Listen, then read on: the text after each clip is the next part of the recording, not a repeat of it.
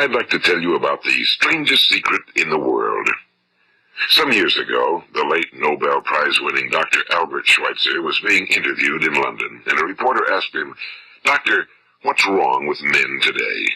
And the great doctor was silent a moment, and then he said, "Men simply don't think." It's about this that I want to talk with you. We live today in a golden age. This is an era that man has looked forward to, dreamed of, and worked toward for thousands of years. But since it's here, we pretty well take it for granted. We in America are particularly fortunate to live in the richest land that ever existed on the face of the earth, a land of abundant opportunity for everyone. But do you know what happens? Well, let's take 100 men who start even at the age of 25. Do you have any idea what will happen to those men by the time they're 65? These 100 men who all start even at the age of 25 believe they're going to be successful. If you asked any one of these men if he wanted to be a success, he'd tell you he did. And you'd notice that he was eager toward life, that there was a certain sparkle to his eye, an erectness to his carriage, and life seemed like a pretty interesting adventure to him. But by the time they're 65, 1 will be rich. 4 will be financially independent. 5 will still be working. 54 will be broke. Now think a moment. Out of the 100, only 5 make the grade. Now why do so many fail?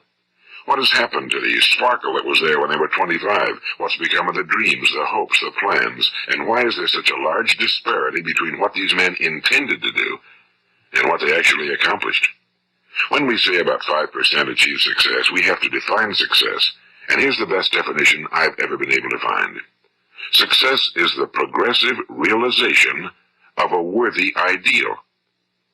If a man is working toward a predetermined goal and knows where he's going, that man is a success.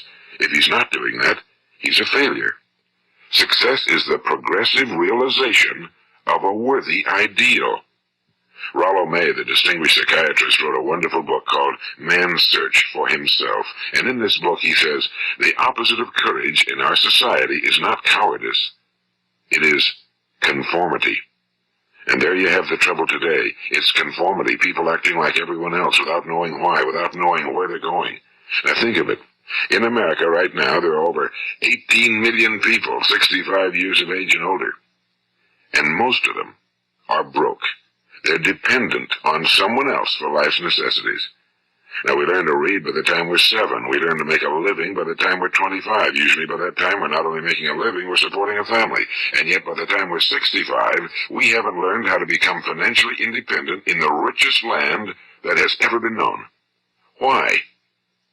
We conform. And the trouble is that we're acting like the wrong percentage group, the 95 who don't succeed. Now, why do these people conform? Well, they really don't know. These people believe that their lives are shaped by circumstances, by things that happen to them, by exterior forces. They're outer-directed people. A survey was made one time that covered a lot of men, working men, and these men were asked, "Why do you work? Why do you get up in the morning?" 19 out of 20 had no idea. If you ask them, they'll say, well, everyone goes to work in the morning, and that's the reason they do it, because everyone else is doing it. Now let's get back to our definition of success. Who succeeds? The only person who succeeds is the person who is progressively realizing a worthy ideal.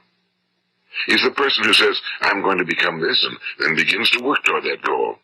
I'll tell you who the successful people are. A success is the school teacher who's teaching school because that's what he or she wants to do. The success is the woman who's a wife and mother because she wanted to become a wife and mother and is doing a good job of it.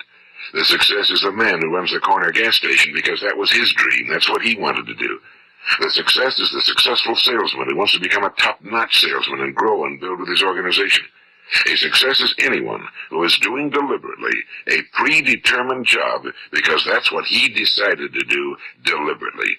But only 1 out of 20 does that.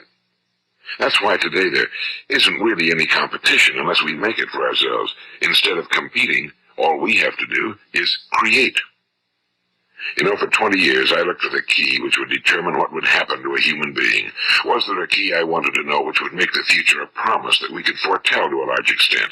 Was there a key that would guarantee a person's becoming successful if he only knew about it and knew how to use it? Well, there is such a key, and I've found it. Have you ever wondered why so many men work so hard and honestly without ever achieving anything in particular, and others don't seem to work hard and yet seem to get everything? They seem to have the magic touch. You've heard them say that about someone. Everything he touches turns to gold. And have you ever noticed that a man who becomes successful tends to continue to become successful? And on the other hand, have you noticed how a man who's a failure tends to continue to fail? Well, it's because of goals. Some of us have goals, some don't. People with goals succeed because they know where they're going. It's that simple. Think of a ship leaving a harbor, and think of it with the complete voyage mapped out and planned. The captain and crew know exactly where it's going and how long it'll take. It has a definite goal. Now, 9,999 times out of 10,000, it will get to where it started out to get. Now, let's take another ship, just like the first, only let's not put a crew on it or a captain at the helm. Let's give it no aiming point, no goal, no destination. We just start the engines and let it go. I think you'll agree with me that if it gets out of the harbor at all, it'll either sink or wind up on some deserted beach, a derelict. It can't go anyplace because it has no destination and no guidance, and it's the same with a human being. Take the salesman, for example. There's no other person in the world today with the future of a good salesman. Selling is the world's highest paid profession, if we're good at it and if we know where we're going. Every company needs top-notch salesmen, and they reward those men. The sky's the limit for them. But how many can you find? Someone once said the human race is fixed, not to prevent the strong from winning, but to prevent the weak from losing. The American economy today can be likened to a convoy in time of war. The entire economy is slowed down to protect its weakest link, just as the convoy had to go at the speed that would permit its slowest vessel to remain in formation. That's why it's so easy to make a living today. It takes no particular brains or talent to make a living and support a family today. So we have a plateau of so-called security, if that's what a person's looking for. But we do have to decide how high above this plateau we want to aim. Now let's get back to the strangest secret in the world, the story that I wanted to tell you today. Why do men with goals succeed in life and men without them fail? Well, let me tell you something which, if you really understand it, will alter your life immediately. If you understand completely what I'm going to tell you from this moment on, your life will never be the same again. You'll suddenly find that good luck just seems to be attracted to you. The things you want just seem to fall in line, and from now on you won't have the problems, the worries, the gnawing lump of anxiety that perhaps you've experienced before. Doubt, fear, well, they'll be things of the past. Here's the key to success, and the key to failure. We become what we think about. Now let me say that again. We become what we think about. Throughout all history, the great wise men and teachers, philosophers and prophets have disagreed with one another on many different things. It's only on this one point that they are in complete and unanimous agreement. Listen to what Marcus Aurelius, the great Roman emperor, said. A man's life is what his thoughts make of it. Disraeli said this. Everything comes if a man will only wait. I've brought myself by long meditation to the conviction that a human being with a settled purpose must accomplish it, and that nothing can resist a will that will stake even existence for its fulfillment. Ralph Waldo Emerson said this, a man is what he thinks about all day long. William James said, the greatest discovery of my generation is that human beings can alter their lives by altering their attitudes of mind. And he also said, we need only in cold blood act as if the thing in question were real, and it will become infallibly real by growing into such a connection with our life that it will become real. It will become so knit with habit and emotion that our interest in it will be those which characterize belief. And he also said, if you only care enough for a result, you will almost certainly attain it. If you wish to be rich, you will be rich. If you wish to be learned, you will be learned. If you wish to be good, you will be good. Only you must then really wish these things and wish them exclusively, and not wish at the same time 100 other incompatible things just as strongly. In the Bible, you read in Mark 9:23, if thou canst believe, all things are possible to him that believeth. My old friend Dr. Norman Vincent Peale put it this way, this is one of the greatest laws in the universe. Fervently do I wish I had discovered it as a very young man. It dawned upon me much later in life, and I found it to be one of the greatest, if not my greatest discovery outside of my relationship to God. The great law, briefly and simply stated, is that if you think in negative terms, you will get negative results. If you think in positive terms, you will achieve positive results. That is the simple fact, he went on to say, which is at the basis of an astonishing law of prosperity and success. In 3 words, believe and succeed. William Shakespeare put it this way: our doubts are traitors and make us lose the good we oft might win by fearing to attempt. George Bernard Shaw said, people are always blaming their circumstances for what they are. I don't believe in circumstances. The people who get on in this world are the people who get up and look for the circumstances they want, and if they can't find them, make them. Well, that's pretty apparent, isn't it? And every person who discovered this for a while believed that he was the first one to work it out. We become what we think about. Now, it stands to reason that a person who's thinking about a concrete and worthwhile goal is going to reach it, because that's what he's thinking about, and we become what we think about. Conversely, the man who has no goal, who doesn't know where he's going, and whose thoughts must therefore be thoughts of confusion and anxiety and fear and worry, becomes what he thinks about. His life becomes one of frustration and fear and anxiety and worry. And if he thinks about nothing, he becomes nothing. Now, how does it work? Why do we become what we think about? Well, I'll tell you how it works as far as we know. Now, to do this, I want to tell you about a situation that parallels the human mind. Suppose a farmer has some land, and it's good fertile land. Now, the land gives the farmer a choice. He may plant in that land whatever he chooses. The land doesn't care. It's up to the farmer to make the decision. Now, remember, we're comparing the human mind with the land because the mind, like the land, doesn't care what you plant in it. It will return what you plant, but it doesn't care what you plant. Now let's say that the farmer has 2 seeds in his hand. One is a seed of corn, the other is nightshade, a deadly poison. He digs 2 little holes in the earth and he plants both seeds, one corn, the other nightshade. He covers up the holes, waters, and takes care of the land, and what will happen? Invariably the land will return what's planted. As it's written in the Bible, as ye sow, so shall ye reap. Now remember, the land doesn't care. It'll return poison in just as wonderful abundance as it will corn. So up come the 2 plants, one corn, one poison. Now, the human mind is far more fertile, far more incredible and mysterious than the land, but it works the same way. It doesn't care what we plant. Success, failure. A concrete, worthwhile goal, or confusion. Misunderstanding, fear, anxiety, and so on. But what we plant, it must return to us. You see, the human mind is the last great unexplored continent on Earth. It contains riches beyond our wildest dreams. It will return anything we want to plant. Now, you might say, well, if that's true, why don't people use their minds more? Well, I think they figured out an answer to that one, too. Our mind comes as standard equipment at birth. It's free, and things that are given to us for nothing we place little value on. Things that we pay money for, we value. The paradox is that exactly the reverse is true. Everything that's really worthwhile in life came to us free. Our minds, our souls, our bodies, our hopes, our dreams, our ambitions, our intelligence, our love of family and children and friends and country, all these priceless possessions are free. But the things that cost us money are actually very cheap and can be replaced at any time. A good man can be completely wiped out and make another fortune. He can do that several times. Even if our home burns down, we can rebuild it. But the things we got for nothing, we can never replace. The human mind isn't used because we take it for granted. Familiarity breeds contempt. It can do any kind of job we assign to it, but generally speaking, we use it for little jobs instead of big, important ones. Universities have proved that most of us are operating on about 10% or less of our abilities. So decide now, what is it you want? Plant your goal in your mind. It's the most important decision you ever make in your entire life. What is it you want? Do you want to be an outstanding salesman? A better worker at your particular job? Do you want to go places in your company, in your community? Do you want to get rich?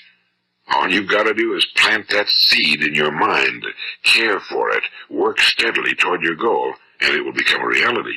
It not only will, there's no way that it cannot. You see, that's a law, like the laws of Sir Isaac Newton, the laws of gravity. If you get on top of a building and jump off, you'll always go down. You'll never go up, and it's the same with all the other laws of nature. They always work. They're inflexible. Think about your goal in a relaxed, positive way.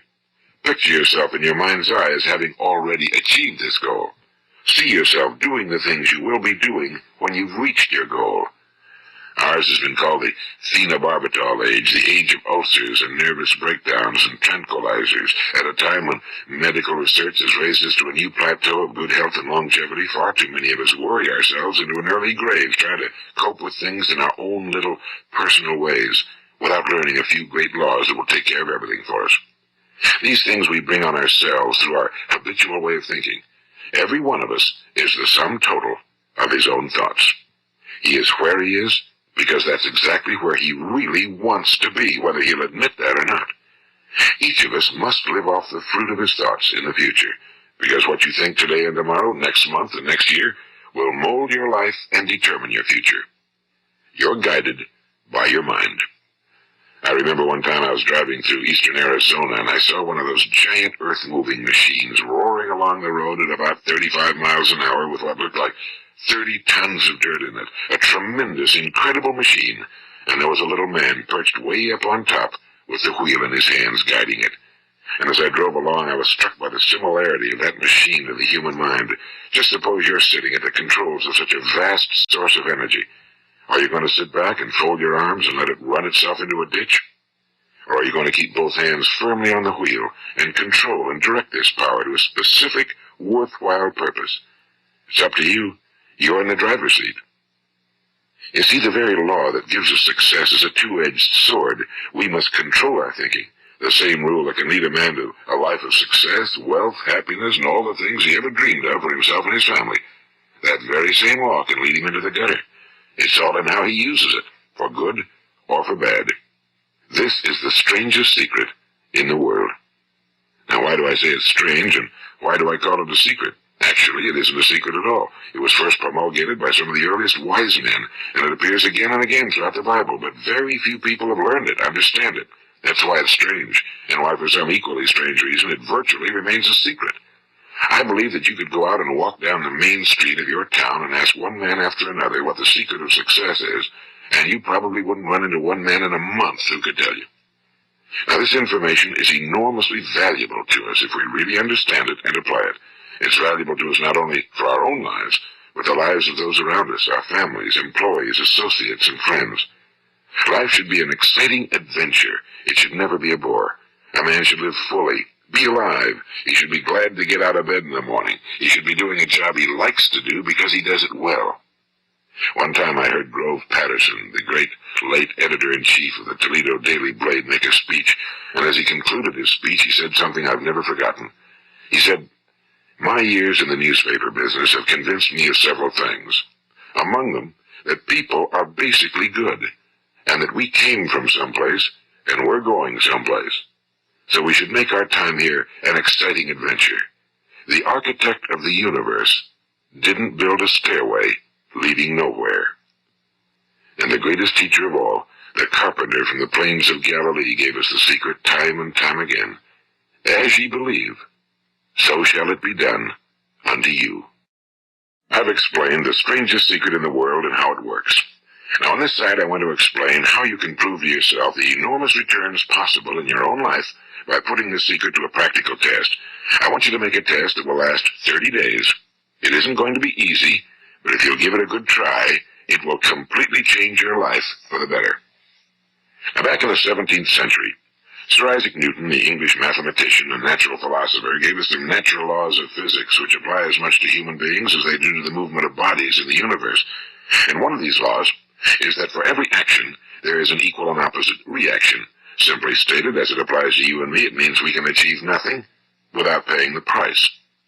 The results of your 30-day experiment will be in direct proportion to the effort you put forth. To be a doctor, you must pay the price of long years of difficult study. To be successful in selling, and remember that each of us succeeds to the extent of his ability to sell. Selling our families on our ideas, selling education in schools, selling our children on the advantages of living the good and honest life, selling our associates and employees on the importance of being exceptional people. To, of course, the profession of selling itself. But to be successful in selling our way to the good life, we must be willing to pay the price. Now, what is that price? Well, it's many things. First, it's understanding emotionally, as well as intellectually, that we literally become what we think about, that we must control our thoughts if we're to control our lives. It's understanding fully that as ye sow, so shall ye reap. Second, it's cutting away all fetters from the mind and permitting it to soar as it was divinely designed to do. It's the realization that your limitations are self-imposed and that the opportunities for you today are enormous beyond belief. It's rising above narrow-minded pettiness and prejudice. And third, it's using all your courage to force yourself to think positively on your own problem, to set a definite and clearly defined goal for yourself, to let your marvelous mind think about your goal from all possible angles, to let your imagination speculate freely upon many different possible solutions, to refuse to believe that there are any circumstances sufficiently strong to defeat you in the accomplishment of your purpose, to act promptly and decisively when your course is clear, and to keep constantly aware of the fact that you are at this moment standing in the middle of your own acres of diamonds, as Russell Conwell used to point out. And fourth, save at least 10% of every dollar you earn. It's also remembering that no matter what your present job, it has enormous possibilities if you're willing to pay the price. Now let's just go over the important points in the price each of us must pay to achieve the wonderful life that can be ours. It is, of course, worth any price. 1. You will become what you think about. 2. Remember the word imagination and let your mind begin to soar. 3. Courage. Concentrate on your goal every day. 4. Save 10% of what you earn. And 5. Action. Ideas are worthless unless we act on them. Now I'll try to outline the 30-day test I want you to make. Keep in mind that you have nothing to lose by making this test and everything you could possibly want to gain. There are 2 things that may be said of everyone. Each of us wants something, and each of us is afraid of something. I want you to write on a card what it is you want more than anything else. It may be more money. Perhaps you'd like to double your income or make a specific amount of money. It may be a beautiful home. It may be success at your job. It may be a particular position in life. It could be a more harmonious family. Each of us wants something. Now write down on your card specifically what it is you want. Make sure it's a single goal and clearly defined. You needn't show it to anyone, but carry it with you so that you can look at it several times a day. Think about it in a cheerful, relaxed, positive way each morning when you get up. And immediately you have something to work for, something to get out of bed for, something to live for. Look at it every chance you get during the day and just before going to bed at night. And as you look at it, remember that you must become what you think about, and since you're thinking about your goal, you realize that soon it will be yours. In fact, it's yours really, the moment you write it down and begin to think about it. Look at the abundance all around you as you go about your daily business. You have as much right to this abundance as any other living creature. It's yours for the asking. Now we come to the difficult part. Difficult because it means the formation of what is probably a brand new habit, and new habits are not easily formed. Once formed, however, it will follow you for the rest of your life. Stop thinking about what it is you fear. Each time a fearful or negative thought comes into your consciousness, replace it with a mental picture of your positive and worthwhile goal. And there will come times when you'll feel like giving up. It's easier for a human being to think negatively than positively. That's why only 5% are successful. You must begin now to place yourself in that group. For 30 days, you must take control of your mind. It will think about only what you permit it to think about. Each day for this 30-day test, do more than you have to do. In addition to maintaining a cheerful, positive outlook, give of yourself more than you've ever done before. Do this knowing that your returns in life must be in direct proportion to what you give. The moment you decide on a goal to work toward, you're immediately a successful person. You are then in that rare and successful category of people who know where they're going. Out of every 100 people, you belong to the top 5. Don't concern yourself too much with how you're going to achieve your goal. Leave that completely to a power greater than yourself. All you have to do is know where you're going. The answers will come to you of their own accord and at the right time. Remember these words from the Sermon on the Mount, and remember them well. Keep them constantly before you this month of your test. Ask, and it shall be given you. Seek, and ye shall find. Knock, and it shall be opened unto you. For every one that asketh receiveth, and he that seeketh findeth, and to him that knocketh it shall be opened. It's as marvelous and as simple as that. In fact, it's so simple that in our seemingly complicated world, it's difficult for an adult to understand that all he needs is a purpose and faith. For 30 days, Do your very best. If you're a salesman, go at it as you've never done before, not in a hectic fashion, but with the calm, cheerful assurance that time well spent will give you the abundance in return you deserve and want. If you're a homemaker, devote your 30-day test to completely giving of yourself without thinking about receiving anything in return, and you'll be amazed at the difference it makes in your life. No matter what your job, do it as you've never done it before for 30 days. And if you've kept your goal before you every day, you'll wonder and marvel at this new life you've found. Dorothea Brand, the outstanding editor and writer, discovered it for herself and tells about it in her fine book, Wake Up and Live. Her entire philosophy is reduced to the words, act as though it were impossible to fail. She made her own test with sincerity and faith, and her entire life was changed to one of overwhelming success. Now, you make your test for 30 full days. Don't start your test until you've made up your mind to stick with it. You see, by being persistent, you're demonstrating faith. Persistence is simply another word for faith. If you didn't have faith, you'd never persist. If you should fail during your first 30 days, by that I mean suddenly find yourself overwhelmed by negative thoughts, you've got to start over again from that point and go 30 more days. Gradually, your new habit will form until you find yourself one of that wonderful minority to whom virtually nothing is impossible. And don't forget the card. It's vitally important as you begin this new way of living. On one side of the card, write your goal, whatever it may be. On the other side, write the words we've quoted from the Sermon on the Mount. Ask, and it shall be given you. Seek, and ye shall find. Knock, and it shall be opened unto you. Nothing great was ever accomplished without inspiration. See that during these crucial first 30 days, your own inspiration is kept at a peak. And above all, don't worry. Worry brings fear, and fear is crippling. The only thing that can cause you to worry during your test is trying to do it all yourself. Know that all you have to do is hold your goal before you. Everything else will take care of itself. Remember also to keep calm and cheerful. Don't let petty things annoy you and get you off course. Now, since making this test is difficult, some will say, why should I bother? Well, look at the alternative. No one wants to be a failure. No one really wants to be a mediocre individual. No one wants a life constantly filled with worry and fear and frustration. Therefore, remember that you must reap that which you sow. If you sow negative thoughts, your life will be filled with negative things. If you sow positive thoughts, your life will be cheerful, successful, and positive. Now, gradually, you will have a tendency to forget what you've heard on this recording.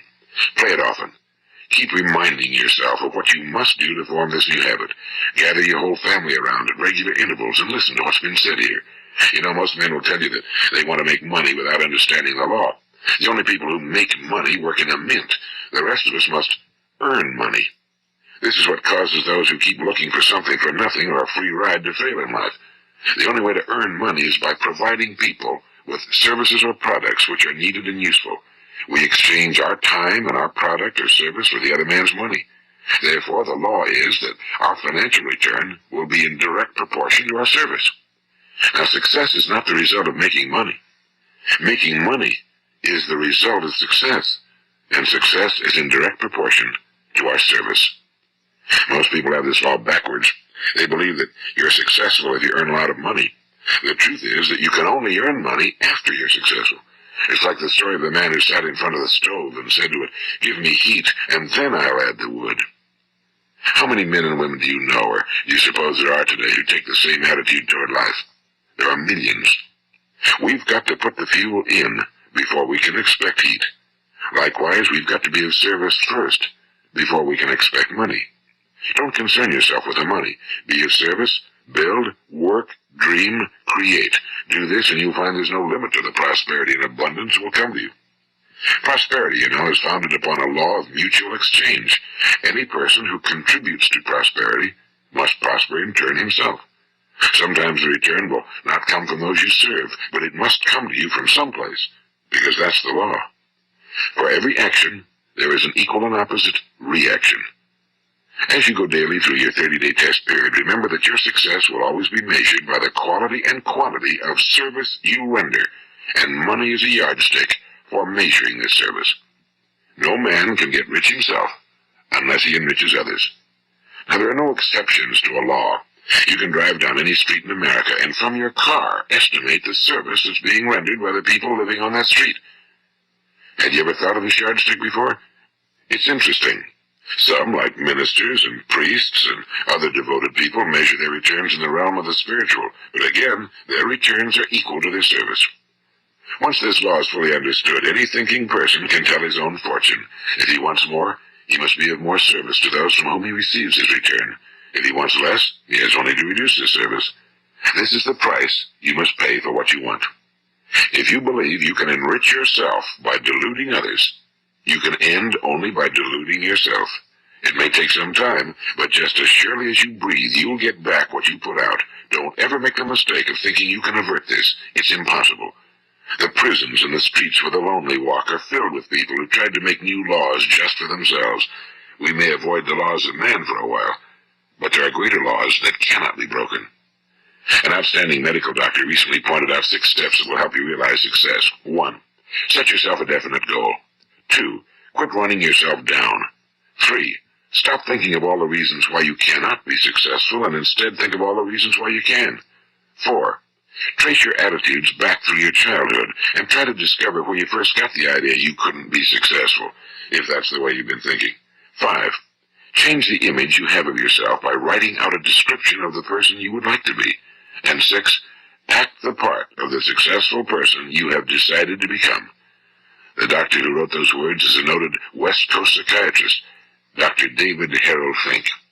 Do what the experts since the dawn of recorded history have told you must do. Pay the price by becoming the person you want to become. It's not nearly as difficult as living unsuccessfully. Make your 30-day test, then repeat it again, and each time it will become more a part of you until you'll wonder how you could ever have lived any other way. Live this new way and the floodgates of abundance will open and pour over you more riches than you may have dreamed existed. Money? Yes, lots of it. But what's more important, you'll have peace. You'll be in that wonderful minority who lead calm, cheerful, successful lives. Start today. You have nothing to lose, but you have a whole life to win. This is Earl Nightingale, and thank you.